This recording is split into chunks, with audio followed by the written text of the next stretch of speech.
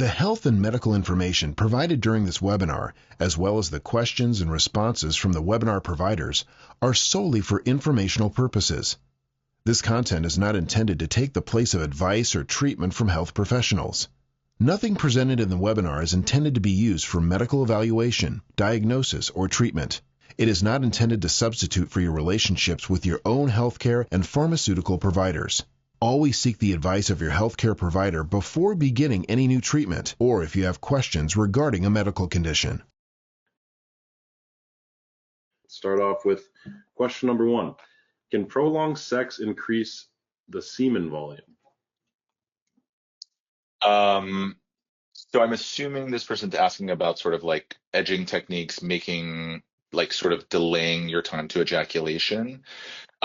There's not really any data that we can look at that says it definitely increases your volume. I think it's more important. A better marker would be abstinence between ejaculations.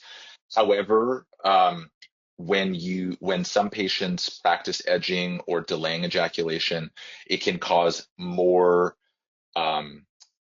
vigorous contractions of your pelvic floor, which can lead to greater expulsion of fluid. So I'm not sure that it would be a clinically significant difference, but it certainly can intensify orgasm for some people. Certainly. Okay, next question here. At my age, which is 71, is it hard to have an ejaculation? I am having a hard time. Yes, so as I mentioned, age is probably one of the biggest predictors of decrease in ejaculatory volume. But another thing that we see that's very common as men get older is difficulty even getting to the point of ejaculation. So that's a different condition called delayed ejaculation, which is something that we know increases in prevalence over time or as men get older. There can be a number of reasons that happens. It can sometimes indicate a hormonal issue. It can indicate weakness in the pelvic floor, or dysfunction of the pelvic floor muscles. So it can sometimes indicate undiagnosed neurological disorders, things like diabetes. So it's definitely something worth discussing with a provider. It is very common, but sometimes there are things that we can do to help. All righty. Next question here. How can I have a stronger, more powerful ejaculation? Good question. I would say, abstaining longer between ejaculations will often make the volume more, which can lead to more powerful orgasms. So that's number 1. Number 2, trying to prolong the sexual experience, similar to what the first questioner asked. Making sex last a little bit longer can make for a stronger contraction so that you expel more fluid. That can intensify orgasms. Sometimes I'll have patients practice Kegel exercises if I think that there may be some weakness of their pelvic floor. That can intensify orgasms and make them more powerful. And then, of course, taking a supplement like Popstar, which is going to increase your volume. With increased volume, you have to generate larger contractions, which can often cause the orgasm to last longer and be more intense. For sure. Alrighty, next question here. Is semen able to recover after prostate cancer treatment? Looks like he went through radiation as well. Yes, so I think it would depend on the prostate cancer treatment and what was involved. So the 2 primary modalities that we have for prostate cancer are surgery, which typically will remove the prostate and seminal vesicles. So in those men, no, there is not a chance at recovery of semen volume because you're essentially removing the organs that produce 95% of the fluid. So men who have had a prostatectomy or cystectomy, which is removal of the bladder for bladder cancer, they will have what's called a dry orgasm, where they still have the contractions, they still have the cerebral pleasurable experience of orgasm, but they just don't produce fluid. Men who undergo radiation, the radiation itself doesn't always cause problems with ejaculation or reduce ejaculatory volume, but radiation is sometimes combined with androgen blockade, where we give men an injection of a medication that suppresses their testosterone for months to sometimes years at a time. And that can definitely have a detrimental effect on ejaculatory volume. In those cases, if men have received those treatments, if their testosterone over time starts to kind of come back, then sometimes you will see a sort of return of what your normal ejaculatory volume would be. We've had patients in that second category, patients who've had radiation, sometimes with androgen blockade, or even patients with age-related decreases in ejaculatory volume, take PopStar and report some improvement. So I would say if you're still kind of in that waiting period, it certainly wouldn't hurt to try a supplement like PopStar. Alrighty. Next question here. How does CoQ10 and ashwagandha help to increase semen volume and sperm count? So there's not any data that I'm aware of that actually show that those two ingredients really make a difference in terms of volume. They are CoQ10 is a antioxidant, so it is good, and typically we think of it as supporting sperm health, but not necessarily affecting volume specifically, like the total amount that comes out. Ashwagandha is another ingredient that is commonly used by people trying to kind of promote overall male sexual health, but the data are weak on how it affects really any male sexual health parameters. But as far as I know, I don't think there's any like reason good data showing that it improves volume. I certainly don't think it would hurt, but there's just not any data to support that it will make a big difference. Alrighty. Next question here. How important is volume at my age of 68, and how can I increase it? So I don't think volume is, necessarily an important marker of anything at someone's, for someone in their late 60s. I would say volume, especially if you're not trying to actively get pregnant, right? Like that's really where it becomes like a quote unquote medical issue. But that doesn't mean it's not important for your sexual pleasure, right? And that's kind of what we've been talking about all night tonight. I think we hit on some of the ways to improve it, both naturally from a medication standpoint, and then, of course, with supplements like PopStar. So I think those are some places that you could start. Does it inherently mean that you're like an unhealthy, unfit person? Absolutely not, because there are plenty of healthy men who have a natural decline in their semen volume. But I would say if it's something that bothers you, if you feel like sex used to be more pleasurable when you did ejaculate more, then try one of the top solutions that we talked about earlier. Definitely. Alrighty. Another one right here. 63-year-old with very low ejaculation is around 2 milliliters normal. I think this is a little bit of a review, but great question nonetheless. Mm-hmm. Yes, so you're definitely within that normal range. So there's not like an age, specific cutoff that we would say. So you're definitely within that WHO normal range. That doesn't mean that it's normal or ideal for you, right? If you used to be 5 mLs and now it's 2, that certainly can have a negative impact on, things like confidence and pleasure. So, I would say if it's something that bothers you, then, try a supplement like PopStar, maybe have a conversation with your healthcare provider to do some hormone testing or see if there's anything medically that can be done to kind of improve your volume. And then, some of the behavioral stuff that we talked about, making sure that you're sleeping 7-8 hours a day, making sure you're avoiding toxins like alcohol and tobacco, exercising regularly, staying well hydrated. Those are some lifestyle things you could try as well. Definitely. Alrighty. Next question here is a bit of a repeater, but I think we can maybe shift it. So the question is, does age affect semen quality and our quantity? And we know it does, so maybe you can talk about when that starts to shift.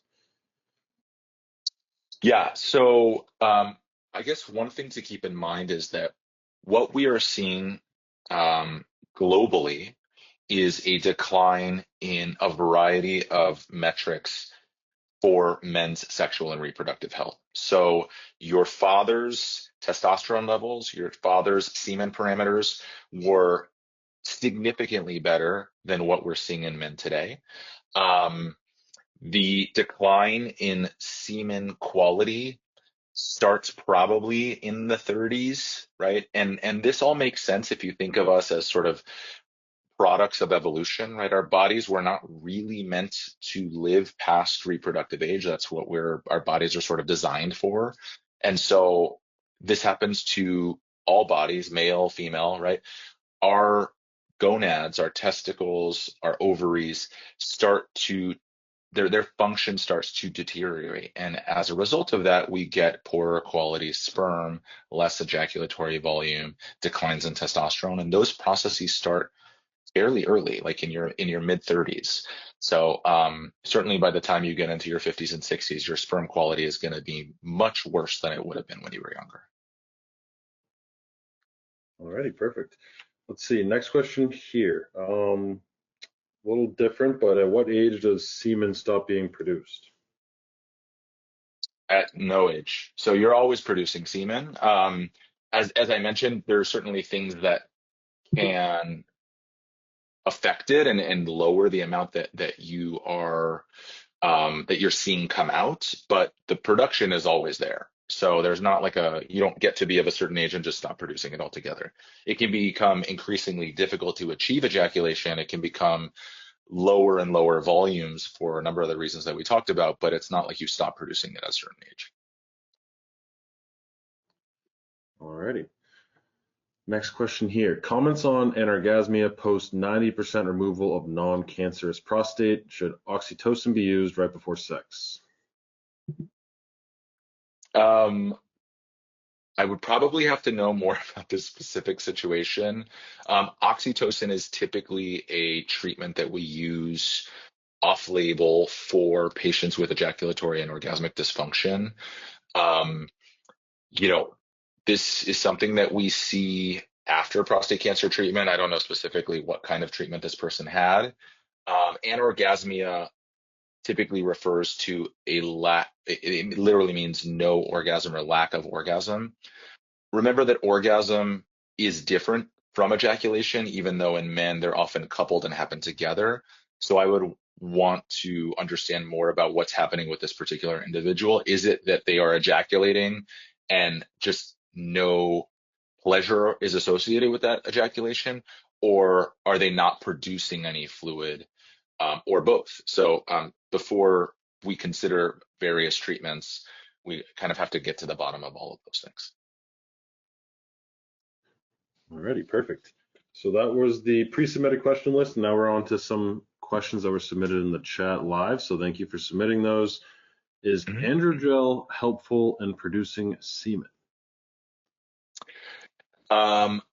No. And this is something that is interesting because sometimes low testosterone in younger men can be a reason that volume is lower. And so we sometimes will put them on medications that I talked about earlier, clomiphene and clomiphene HCG, which kind of revs up the function of the testicle and results in better sperm, higher testosterone levels, and that sometimes will translate to larger ejaculatory volumes.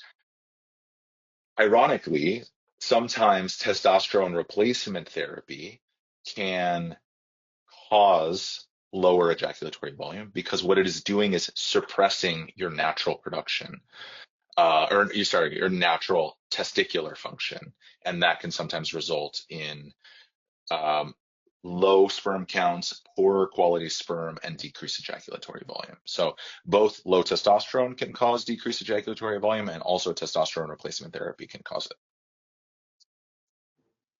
Perfect. Alrighty. Next question here. I had a prostatectomy a year ago, and I would like to confirm that I do not produce semen or sperm anymore. Correct? So if you have testicles, you still produce sperm.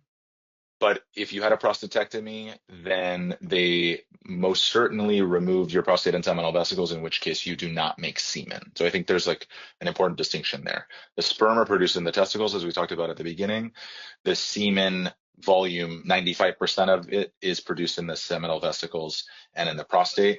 So the only two components of semen that you're still producing are the sperm and the testicles, but they have kind of nowhere to go because the vas deferens gets cut high in the pelvis as part of that surgery, and the bulbourethral glands that produce a small amount of lubricating fluid. That would be the only components that are still being manufactured. But when someone orgasms post prostatectomy, they do not make ejaculatory volume anymore. Alrighty. Next questions here. We got a couple about Popstar. So any drug interaction concerns with Popstar, especially for heart patients on blood pressure or cholesterol meds?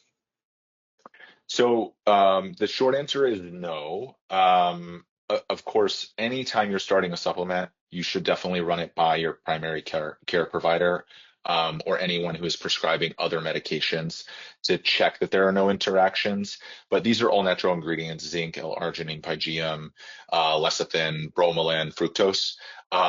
So there are really not any interactions that I'm aware of when you're talking about hypertensive medications, and cardiac medications, and such. But we always encourage patients that if they're on other medications to run this supplement by their prescribing provider. Certainly. Alrighty. Next question here. How long does it take Popstar to work? It's a good question. So one of the things that we get emailed about a lot is, hey, I took it for a few days, didn't notice a difference. It's not working for me. We generally tell patients that they should try it for a minimum of 2 weeks, every single day. It's a daily supplement, so it's not like you can really take this like on demand when you want to have sex. And we always make sure that they're taking it with the right amount of fluid, or excuse me, right amount of water. So that's 16 ounces with 4 capsules every single day.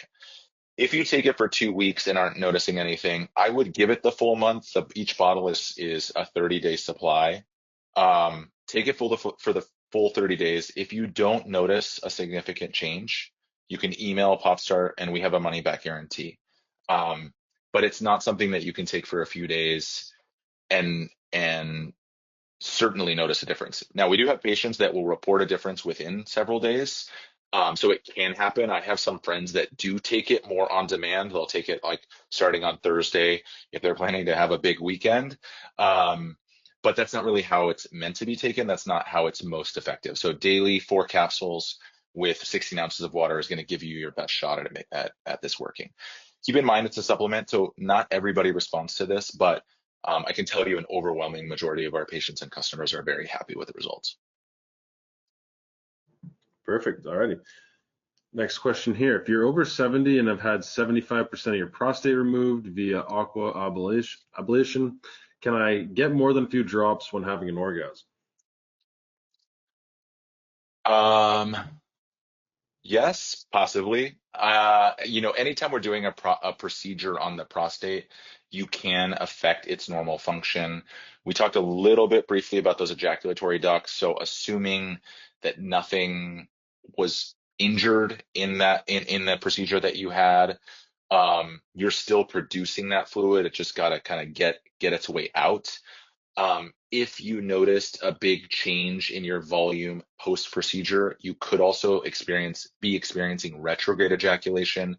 That is something that is associated with certain procedures that we do on the prostate. So if it's something that's bothering you, I would maybe have a conversation with your urologist to see if you're having retrograde ejaculation. If you are, there's unfortunately not a lot that you can do about that once that happens after surgery, but you could try taking something like Popstar, which will increase the total fluid being produced, and that could lead to a more significant increase in volume. Perfect. Alrighty. Next question here. Can pelvic floor exercises help improve ejaculation strength and/or semen volume? Yes. Yeah. So, I mean, they have a direct impact on the contractions, which has a direct impact on force. Now, if you are producing low volume, pelvic floor pelvic floor exercises won't necessarily increase volume unless you're starting out from a place of weakness, right? And you strengthen those muscles and the fluid wasn't able to get out as easily before. Now you're generating a better contraction. You may see an increase in volume, but most people when they do pelvic floor exercises, they notice an increase in volume and force, like it shoots farther.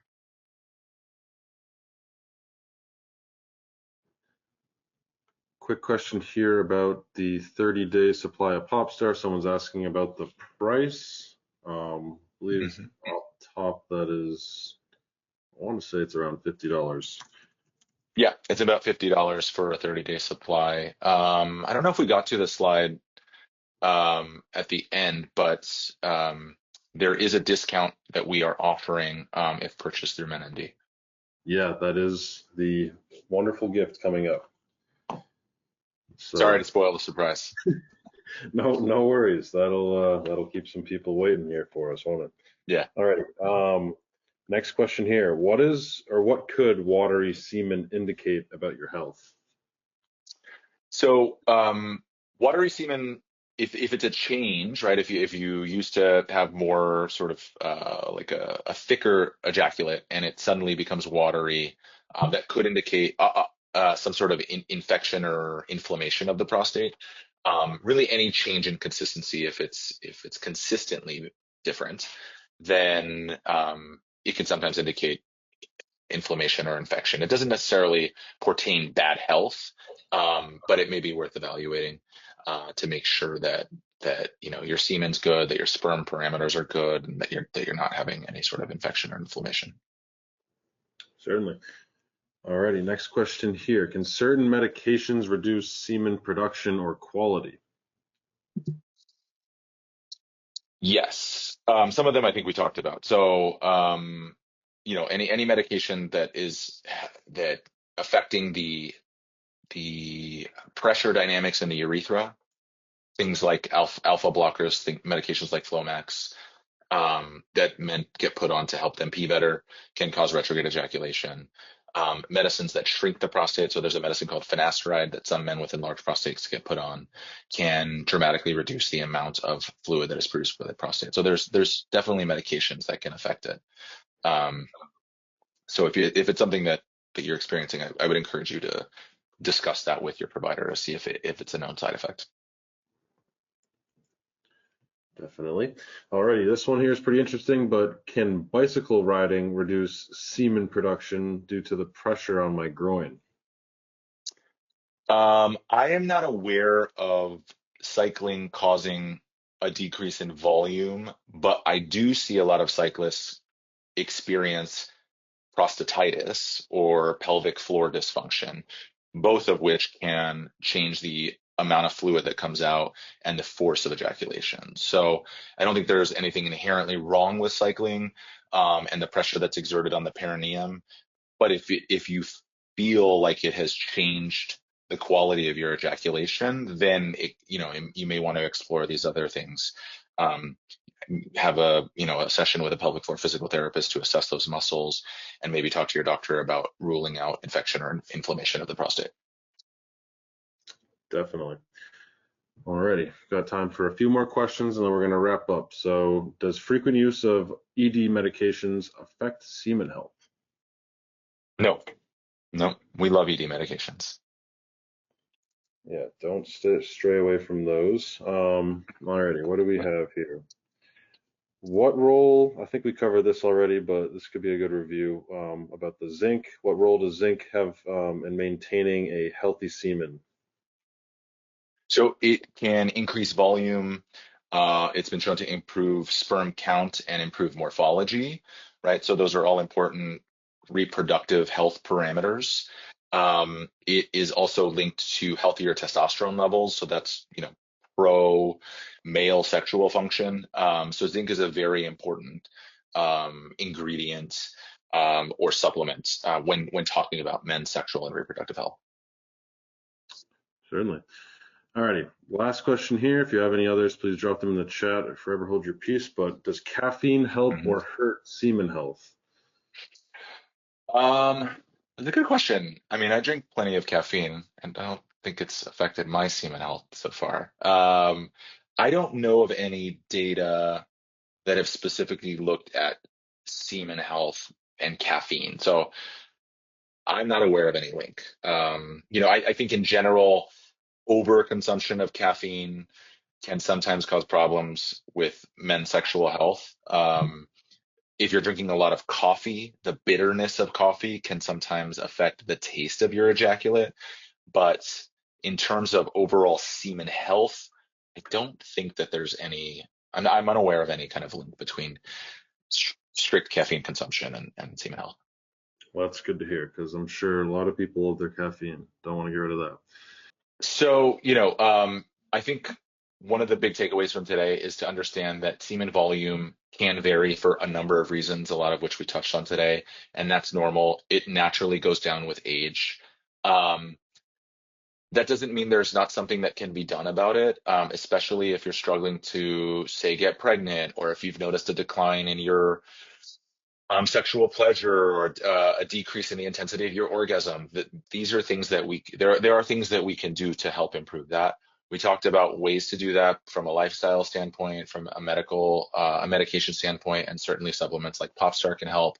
So the bottom line is, if you notice a change in your ejaculate volume, in the intensity of your orgasms, in your sexual pleasure, talk to someone about it. And, if you want to try an easy kind of natural solution, Popstar is certainly there to support things. If you'd like to learn more about semen health or Popstar, you do have a few options.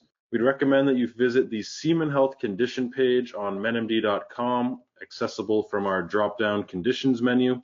You can learn more about what plays a role in your semen's health and how it can be improved, and there's also direct links to the Popstar products there as well.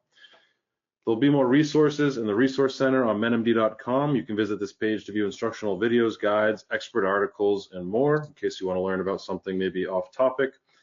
And if you're interested in any of the Popstar products mentioned tonight, you can learn more or purchase these accessories on the Semen Health Condition page or on the shop page on menmd.com. So the Semen Health Condition page will help you learn more about them. And if you're ready to purchase and go straight to the cart, I'd recommend just heading to the shop page. And I'd like to thank you all again for attending tonight's webinar. We hope to see you again at another one.